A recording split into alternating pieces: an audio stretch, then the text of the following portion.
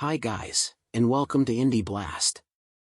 Today, we will be reviewing Lost Nova by John Nielsen, the very same guy who contributed to the artwork for Forger. Lost Nova was released on the 11th of May. So without further ado, let's get straight into it. But first, if you would like to support my work, then please subscribe, like, comment and share. Lost Nova is a casual adventure and exploration game involving a whole load of resource collecting. This will be your main goal in the game. Forced to land her spaceship on a mysterious planet, our protagonist Mia is left with a broken wreck of a machine.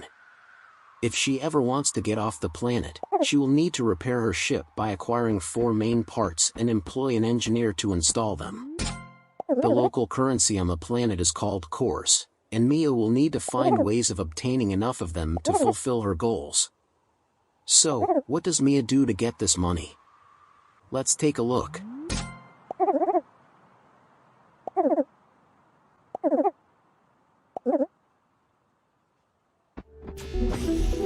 First of all, there are no magic money trees, but there are the occasional lumps of core lying around which when broken will spew out cores. Unfortunately, these are few and far between, and mostly Mia will need to rely on collecting natural resources, or glems, and converting them into cores using her glem converter. There are 5 areas for Mia to explore. The Painted Desert, Runewoods, Shatter Zone, Sky Plains, Coral Ocean, and the hub of the planet, the town center. Each area contains different types of natural resource which she can harvest. Using her blaster, she can collect as many as there are available. She has a bottomless bag and happily blasts away to her heart's content without worrying about lugging it all the way back to town when she's full. Personally, I like the fact that the gal has muscles and she can handle her resource. There's nothing worse than your inventory filling up and you having to empty it before you can harvest again. Lost Nova is very forgiving in this sense. It's very casual, and nothing is complicated in this game. Saying that, there are some limitations put on things. For example, your blaster will run out of juice pretty quickly to begin with. As you progress in the game, however, you'll be able to acquire more batteries by either buying them in the shop, completing puzzles, or obtaining them from vendors. As you add more batteries, you'll be able to blast for longer without stopping. When using the blaster, the battery drains, but as long as you don't overcook it and let the battery drain completely, you can stop blasting and it will quickly recover. If you do get trigger happy, and the battery does deplete, then you will need to wait for it to cool down before using it again. Larger objects require longer bouts of the blaster to break, whilst smaller objects break immediately. Once Mia has collected her resources, she can take them back to the city center and exchange them for cores. Her spaceship acts as a handy converting tool. It also upgrades her boots, aiding her to run faster, her blaster, letting her blasting become more powerful, and her jumping prowess become less draining on her battery. Of course, upgrading your items costs money. But in doing so, life becomes a lot easier, so it's worth investing in, especially towards the speed walking and blaster power. The town center is where the hub of activity is. Here you will find a mechanic who will repair your ship and sells all sorts of useful things that will aid you in your adventure. Things like glem converters, which multiply the number of cores produced from glems, batteries, which make your blaster work longer, a fishing rod to catch fish, a jetpack to navigate the watery world of Coral Ocean, and a spade to dig for cores. You can also upgrade the town center to make it look prettier, and hire construction workers to go hunting for glems, in exchange for core payment. Of course, you're not alone on this planet, and luckily, everyone is jolly friendly. Various inhabitants can offer you quests or chores to complete, rewarding you with either cores, resources, or even main parts for your ship. These might involve simple tasks like delivering mail to another character, work chores like mining or stoking the furnace, or longer quests that involve multiple facets and character interaction. None of these tasks take very long and are kept quite simple. There is no quest inventory or way of keeping track of these quests, but it never caused me an issue when playing because you never have a lot going on. Other ways you can make money is by using the seed farm, a very basic incubator containing 4 pods where you plant seeds and come back to harvest them. You never have the satisfaction of watching them grow, and you don't have to tend to them. Obtain the seeds by either buying them or acquiring them from NPCs, plant them, and come back later to smash the pods and gather the bounty. You can then insert the glems into the converter for cash. No modern city would be without a museum, and this unknown planet is no exception. The silly curator has lost all of his artifacts, however, so he enlists your help to find them. This basically involves finding artifact cubes and bringing them back.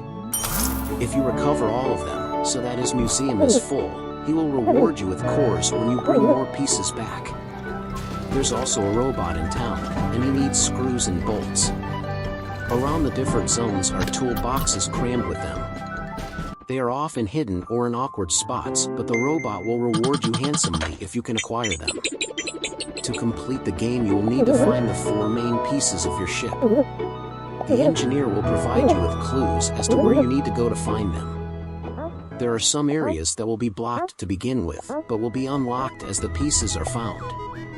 Parts are almost always rewarded to you after a quest, and these quests are a bit more involved than the small chores you might take on, involving multiple facets or character interaction. These are by far the most interesting quests in the game. The characters are extremely cute and often have some very funny things to say. It's quite endearing to watch them, but I never felt like Mia was making friends as such, but just completing tasks.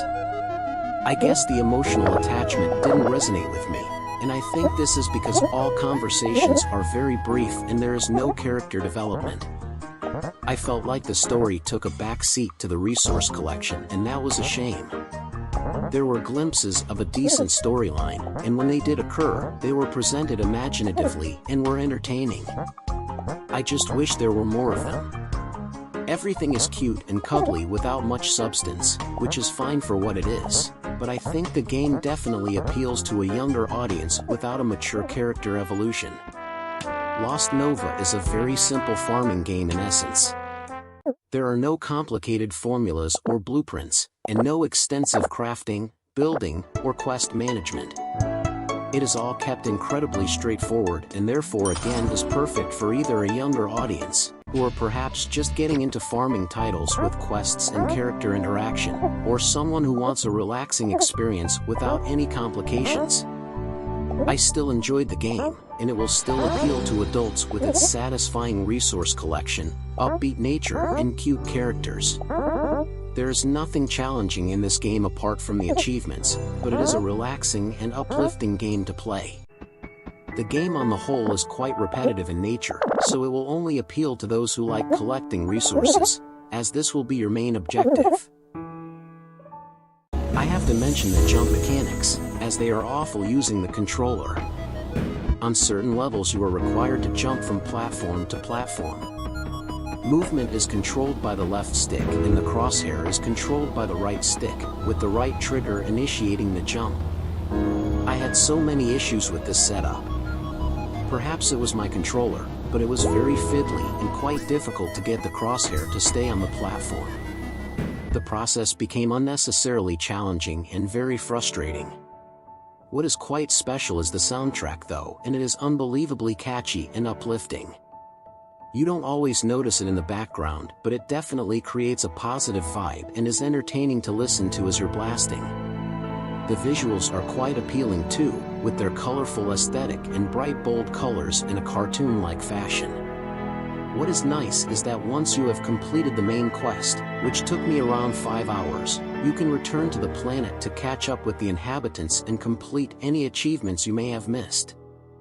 If you are an achievement fanatic, then this will add an extra 4 hours to the game, and does require some grinding, But there are still things to do, like upgrade the town center.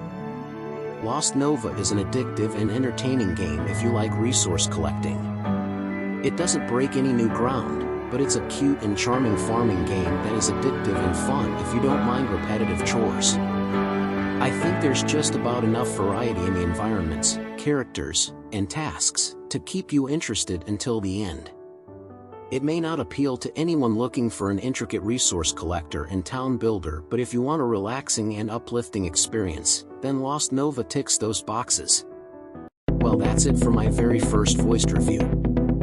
I would be very interested in your comments, and if you enjoyed it I would really appreciate a like and subscription. Thanks, and see you again soon.